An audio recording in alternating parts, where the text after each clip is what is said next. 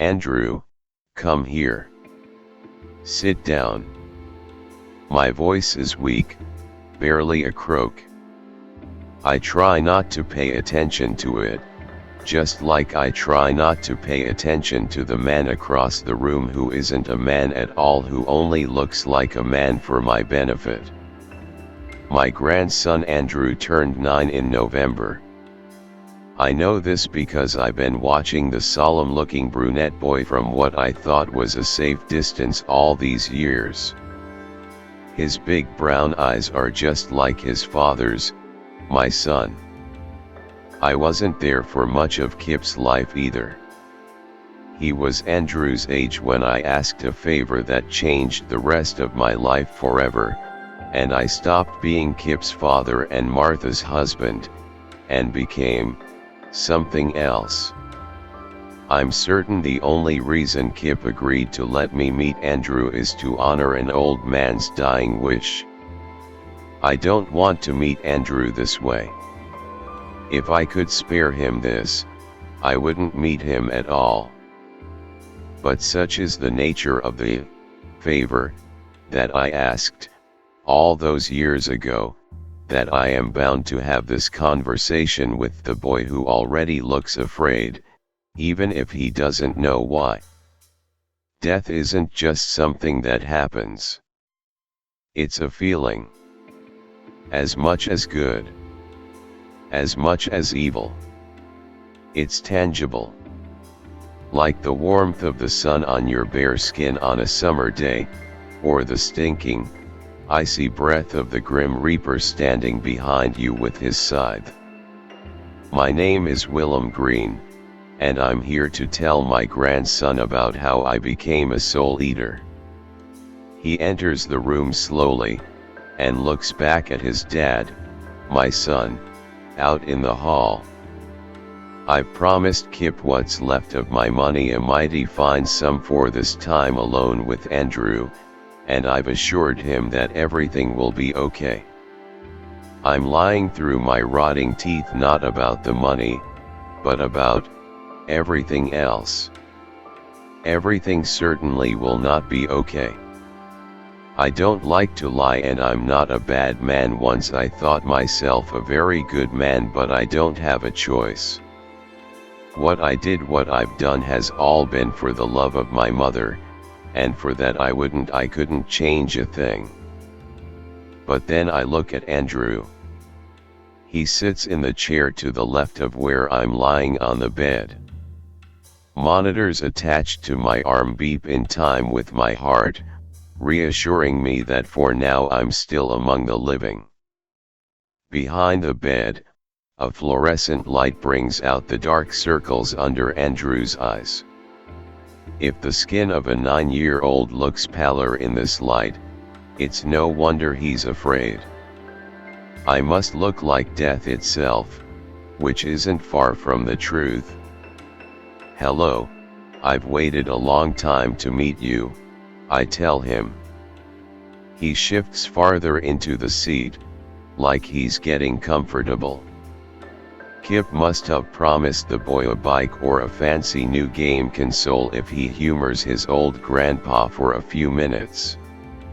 Aside from some discomfort over not knowing me, and spending time this close to death, I'm sure Kip assumes his son will come away from the encounter unscathed. I wish that was true. I want to ask another favor, but I am plumb out of anything to offer. When the boy finally speaks, he asks the usual questions. How come I've never met you? Why haven't you come for Christmas? He tells me about his other grandpa, Grandpa George, who does come for Christmas and longer visits every summer because he's retired.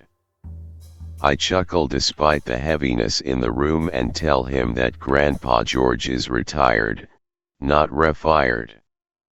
Andrew, stubborn as his father, insists he's right, and goes on to ask me if I'm also retired, and I tell him almost. Though, in my case, refired is certainly more accurate. That's why we're here, I say. I want to tell you about my job. It's very special. Would you like to hear about it? He looks out into the hall, but his parents aren't there anymore. They probably went for coffee or a snack. It's better if they aren't here.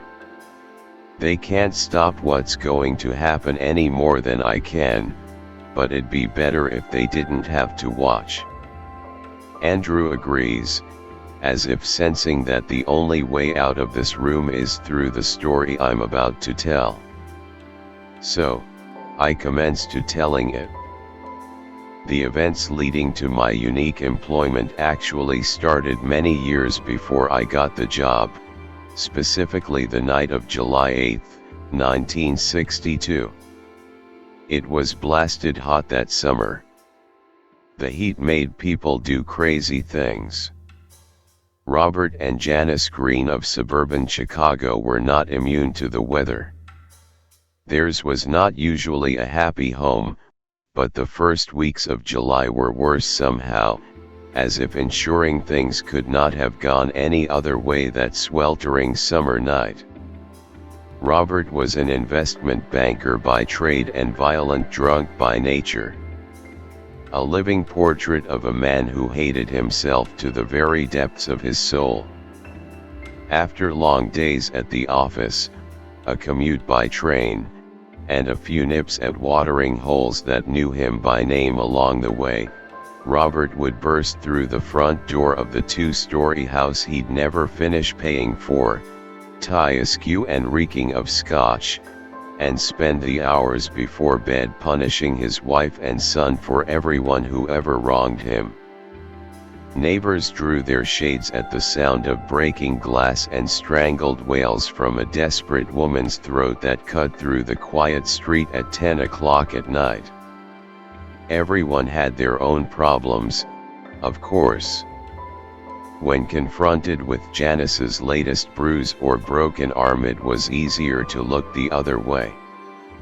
And look the other way they did when, on the night of July 8, 1962, when the heat, and the emotions that ran with it, swelled to unnatural levels, Robert Green died quietly in his sleep. I remember that night well because it was the last time Mama cleaned her own blood off the bathroom floor. I hid underneath my bed, clutching the tooth that my old man had knocked from my skull when I put myself in his path to spare my mother another smack.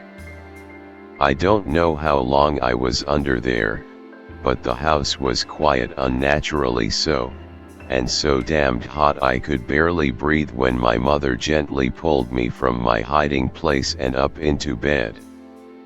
I spent the rest of the night with my ear on her chest, sweating through my pajamas, while she stroked my hair and hummed a gentle lullaby. The next morning after my father missed his alarm, we found him in bed, his skin hard and cold despite the unrelenting heat. The doctors asked the usual questions. Was he prone to seizures? Did he have a bad heart? Was he allergic to anything? Mama didn't think so, but mentioned he was under a lot of stress at work. The collection of empty bottles piled in the garage were all the proof anyone needed that Robert Green had a drinking problem. His death was chalked up to organ failure from too much booze. After a small funeral and a few weeks with our heads down to give the pretense of grief, Mama and I packed up our house, cashed in my old man's modest life insurance policy, and moved to Oregon, where the weather was cooler and nobody knew our names. I scarcely thought about Robert Green after that. It wasn't until many years later, when I had my own wife and son, that Mama got sick and decided she couldn't leave this earth with a burden on her soul. She called me much like I've done with Andrew to her bedside with a story. Running a tongue over her dry, cracked lips, she reached for my hand with barely enough strength to squeeze it, and said that ever since that night in '62 when my father died, she'd lived with a terrible secret. One she hoped I would understand. One she hoped the Lord would understand too. I tightened my grip on her wrinkled fingers and kissed the knuckles that protruded through her skin. She looked so scared in that hospital bed, it reminded me of those nights as a child when she'd shove me into my room to keep me out of the fray, her eyes wide with apprehension at what was coming. I hated hiding then. It always felt like I was letting her down. A man would have taken care of his mother, and I wanted nothing more than to ease her pain now. She coughed into the bed sheets, and I braced myself for her confession, the one meant for a priest that wouldn't get there in time, but nothing could have prepared me for my mother's truth. It wasn't a heart attack, or a seizure, or anything natural, Willie, she said. Then, with a set jaw, she admitted, it was arsenic. The air left my lungs as I looked at my mother as if seeing her for the first time. The words started pouring out then. Apologies. Promises that she wasn't an evil woman.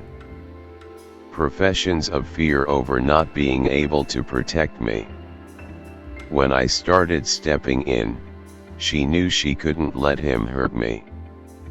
Once she got her hands on that bottle, she swore she never meant to use it. But then he knocked my tooth out. She broke off crying, weeping the last wails that would ever leave her body.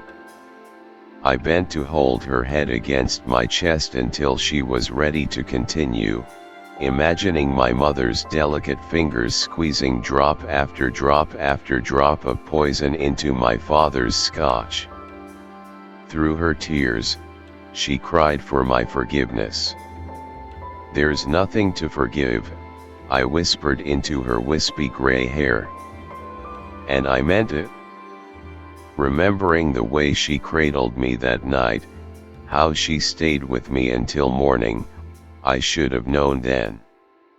She never slept anywhere but beside my father. But he was already dead. Then she asked the question that would change the trajectory of my life forever: what if they don't let me in? Where? I asked. To heaven. She was white as stone, her eyes those of a frightened child, and no wonder. A Christian woman, minutes from death, with a murder on her hands, on her soul, was unsure of where she was going to wake up after her last breath. What could be more terrifying? That she could be damned to the pits of hell where men like my father burned for all eternity seemed horribly unfair. And entirely possible. I fled from my mother's hospital room and down several floors before stumbling into the empty chapel. The small, stuffy space with stained glass windows to nowhere and tiny church pews was like a generic miniature of a real church, its mauve carpeting and bare wooden cross lacking the godly essence that made a man feel connected to something higher than himself that I'd felt on those visits to Mass when I was a child. God was supposed to be everywhere, but I didn't think heaven would hear me in here. And I was right. Since I was desperate and my mother was out of time, I fell to my knees in the back row of pews and prayed to anyone or anything that might be listening. Please, please God. My mother is a good woman. If you know her then you know that. Please, I'll do anything. Anything. She's always taken care of me. She was just doing what she thought she had to do to keep me safe. She doesn't deserve to go to hell. Please, if her crimes will keep her out of heaven, please, give them to me. Give them to me, Lord. I'll take them. Unburden her soul and I'll gladly carry her sins. Please, please, just let her into heaven. Please. I closed my eyes, leaning on the pew in front me, tears I hadn't cried in my life pouring down my cheeks. Bargaining, one of the stages of grief, I've heard. But this was different. I wasn't begging for the Almighty to give a dying woman more time. I was fighting for her very soul. I didn't say it, but I knew in my heart I'd sell my own to the devil himself to save my mother. As soon as that horrifying realization materialized, I heard the sound of someone clearing their throat. I'd been alone in the chapel, but when I looked up for the source of the sound, there was a man sitting on the other side of the aisle in the second pew. I jumped back, startled by his presence. It wasn't just that I didn't know where he came from, he must have quietly snuck past me while I was bargaining, but there was something off about him, something unsettling that I could sense from the back of his head and the upturned collar of his dark jacket.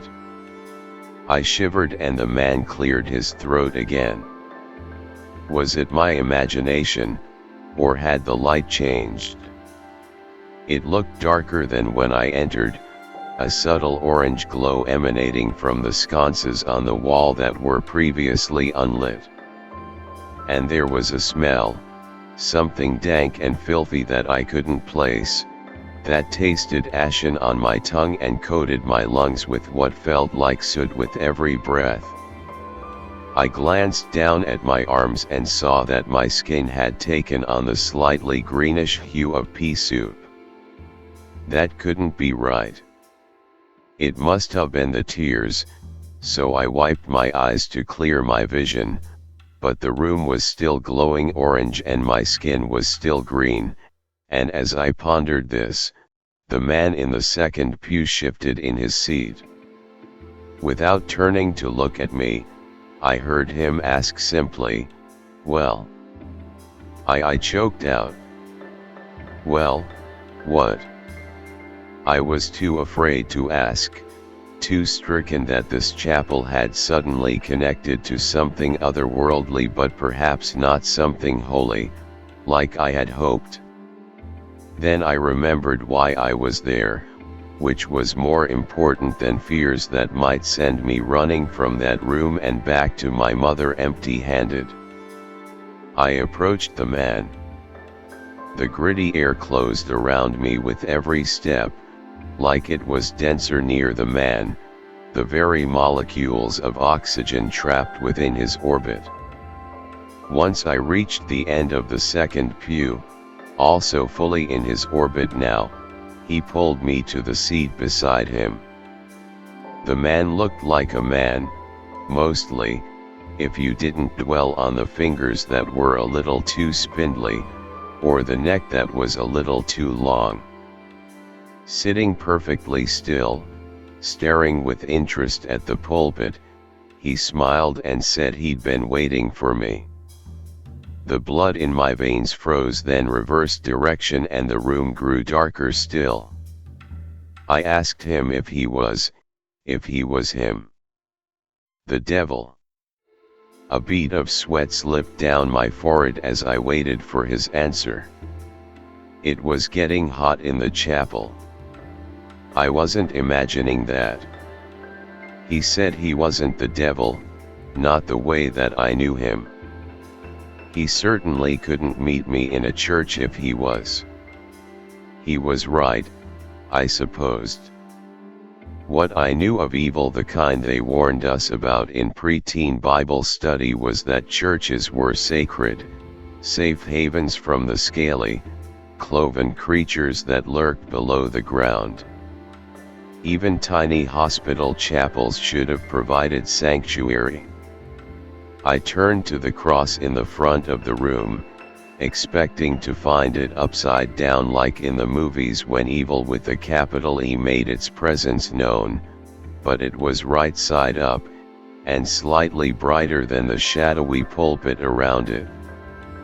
As if reading my mind, he told me that the lines between good and evil weren't as fixed as my religion would have me believe, then reminded me that we didn't have time to unpack my misbegotten philosophies because I had a life to save. Or, rather, a soul. He turned to me then, and I wished he hadn't. I wished I never got a good look at the face that was mostly average, mostly human. It wasn't his features that bothered me as much as what he could do with them. A twist of his smile, the gleam in his eyes, were so unnerving they could upend a man with a single look. And I was upended. "She's a good woman," I managed to shake the words from my body. "I don't know if there's time for her to repent." He snarled at the word repent, as if it was just another lie told in Sunday school, before informing me that repenting wasn't enough. Sins didn't just disappear. They must still be accounted for. And sins like my mother's sins, like murder, no matter how she wanted to paint it, always came with a one-way ticket. But she's a good woman. Doesn't that matter? I cried. She prays every night. Goes to church every Sunday. She's not a heathen. My father was a heathen. He belongs in hell for what he did to us. Not her. The man who was not quite a man shrugged and said she also wasn't God and couldn't make godly decisions without punishment. That a balance must be maintained, a life for a life. My father, vile though he was, didn't kill my mother. She killed him. Most killers, besides the very colorful few, did so out of necessity and could argue that they had no other choice at the time. He beat her, I insisted. He beat me. Every day for years. She acted in self-defense. She was just trying to protect me. There's a special place in hell for his sword, the man who's not a man said. And a special place in hell for hers. The room had continued darkening while I pled my mother's case. How was it happening? Tendrils of black mold curled from the corners of the ceiling, reaching for the pulpit, and the air was prickly now, scraping my lungs like burning fingernails with every breath. "No, she can't," I wheezed. "Please." All she ever did was try to keep me safe. He let me sob for a moment before saying he didn't make the rules but was sensitive to my plight. Said he knew my offer to take my mother's sins as my own was serious or he wouldn't be there. He'd come, it seems, to make a counter-offer. Before he laid out the terms, he told me that not every man and woman who quaked with fear on their deathbeds for something they did in their youth, something they felt they had to do, something that's haunted them every day since their lives diverted into darkness, had a devoted child willing to sell their own soul to save their beloved parent. "Sell my soul," I whispered, because it was such a strange, horrifying thing to discuss. But that's what we were doing, wasn't it? More sweat dripped down my face and off my chin. The man who's not a man tipped his head and told me the simple selling of a soul wasn't enough. If I wanted to take on my mother's sins, I needed to take on all the sins. Not the whole world's, he said, but as many as I could with the rest of my life. In exchange for wiping my mother's slate clean, from the moment of her death, I would become a soul eater. Soul eater. Even as he said it, the room plunged into darkness I could no longer deny until his face was barely visible through the shadows, and the eerie orange glow was now a deep, pulsing red. I doubted we were in the chapel anymore. Sure, we were sitting in the second pew, and the cross at the front of the room was still there, but subtle and not so subtle changes had occurred around us.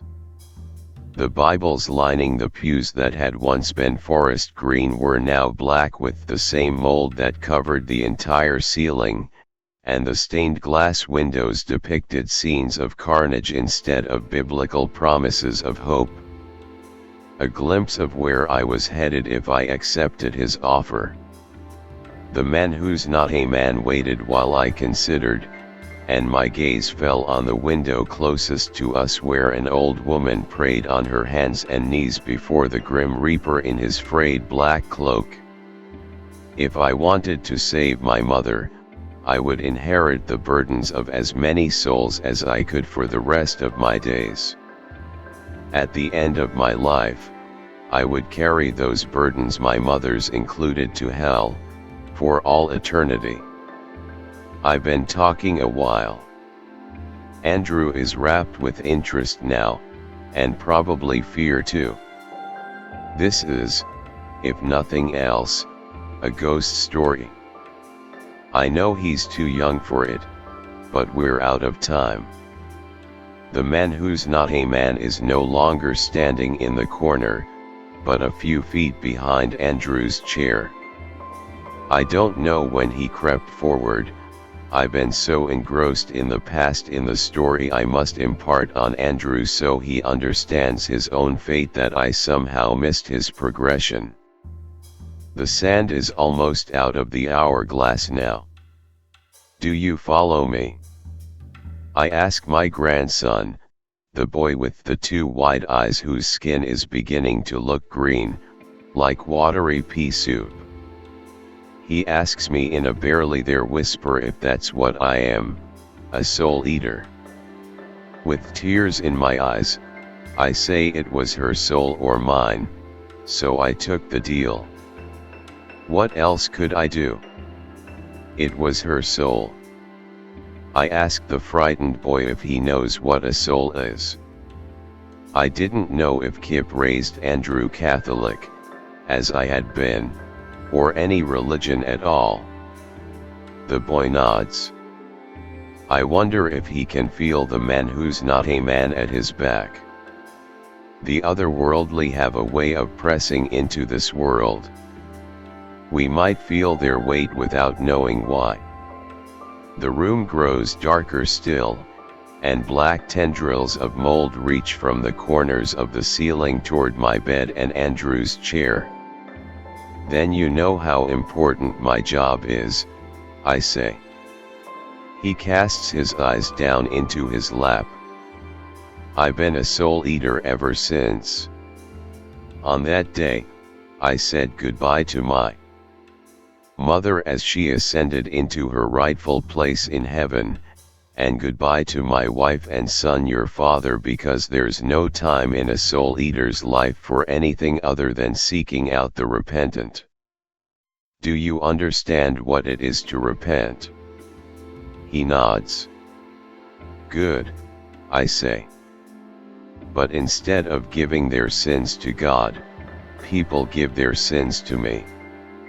I go out looking for the truly sorry, truly repentant ones. The souls I can rightly save. He asks how I find them, and I tell him that I have plenty of help. In the beginning I spent a lot of time in shelters and tent cities. Many of the homeless don't just have a run of bad luck, they're overwhelmed by true horrors and regret. Or I'd wait outside confessionals in church for the really damning confessions. If the person was besotted with grief for their sins, and their sins were big enough, I stepped in and absolved them. Eventually, I made friends with a priest who seemed to understand what I did without me having to tell him, and he sent many, many souls my way. The boy is getting interested now. More curious than afraid, like I'm suddenly more interesting than Grandpa George. He asks me what it feels like when I save the souls. I explain that most people carry their burdens on their shoulders. It's symbolic but also true. So, usually I set my hands upon their shoulders, and for a moment I can reach inside of them. I can feel their goodness behind the anguish, the bright white light of a pure soul behind the burden. The sins rise up out of their bodies and into my hands, and the weight of their sins becomes a part of me. The longer I carry it, the lighter it becomes, making room for more. Used to be I could cleanse many souls in a day, but as I got older, a single soul could wipe me out for weeks. My own soul is nearly full with as many burdens as it can hold. Andrew listens raptly, then glances at the door as if he suddenly notices the darkness in the room. He asks where his dad is and if he can leave. Soon, Andrew. Very soon. I promise, I say. It's a terrible lie, to let the boy think he'll ever leave this room, a sin no one is coming to save, not that it matters. The weight of lies vary depending on the severity of the falsehood and how many lives it affects. This lie is terrible, deadly to the boy, and will devastate his parents and his Grandpa George. But in all, this lie doesn't weigh nearly as much as the sin that led to this moment. I still have to tell you about my one mistake, I say. He looks at me again. Kip has taught him manners and he doesn't want to be rude. Reluctantly, his pea-green fingers slide out of his lap and clutch the sides of his chair. Her name was Betty Klaus, I tell him, and she reminded me of my mother. I met Betty after she murdered her husband. There was no doubt she did it. She was in the kitchen holding the bloody knife, and somehow the picture was in all the papers before anyone thought if it was too vile for front page news. She was young and beautiful. I can't pretend that didn't have something to do with it. I had called in a favor with a detective I absolved a few years back so I could have a private visit in her cell. I set my folding chair up in front of her and sat down. From behind a curtain of red hair she murmured something about me being brave for coming alone, and asked if I was a lawyer. I told her I was just a man named Willem who wanted to help. Quietly, almost to herself, she whispered that there was no helping her. I swallowed what was starting to feel like familiar grief and asked her to tell me the story of what happened, not the version in the papers, but in her own words. She was sitting on her bed, a metal rack with a wafer-thin mattress. Betty lifted her hands to push the red curls out of her face, and I was suddenly arrested by the wide, haunted eyes I'd seen at the newsstands and on TV, like giant emerald lassos drawing me in. I leaned over in my chair beside the bed, and she surprised me by taking my hands, the shackles digging into her wrists as she clutched my fingers in an ice-cold grip. Her fingernails were still painted red. I was getting old by then, but not so old that I wasn't affected by the touch of a woman. That might have had something to do with it too. Within that cell, she shared with me the story of a young woman who fell in love with the wrong man, a strong woman who never thought she'd let herself get knocked around. Her husband was a gentle man, a kind man. Until he killed their son. She blamed it on the bottle that brought his demons rushing out. While my father's love was Scotch, Betty's husband preferred vodka. She could handle the occasional drunken slap, she said, and she was sure it would get better after they had a child.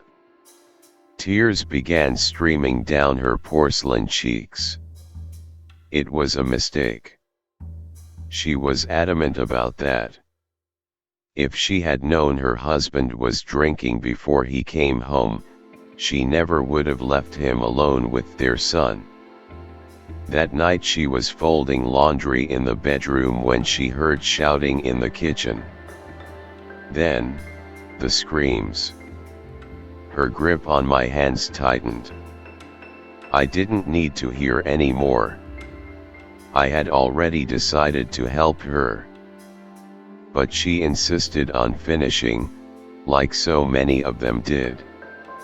She told me it happened so fast that by the time she got to the kitchen, her son was lying in a pool of blood and her husband was on the floor with a knife in his hand. When she saw her child, she went out of her mind, swearing there was nothing else she could do. Do you understand why I had to do it? Her panicked voice echoed through the cell. For a moment I was back in that Chicago suburb on that hot summer night in '62, wondering what would have happened if the arsenic hadn't worked. My mother could have been the one in shackles, and I could have been the little boy who died at his father's violent, vengeful hand. Yes, I understand, I whispered, because I did.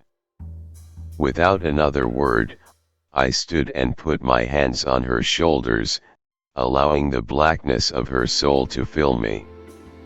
It was pouring in as heavy as tar when her pupils dilated, and she asked me in awe what I was. I didn't answer, just kept pulling, lifting her sins, trying to find the light beneath them, but it never came. It never came. There was always white underneath the sins, the pure essence of a repentant soul. If I could just get there. As I pulled, her face started to change. The corners of her mouth curled up in a vile, mocking smile, and she laughed. God, she laughed, and it was a horrible, maniacal sound. I didn't need her to tell me that I'd gotten it wrong, so very, very wrong.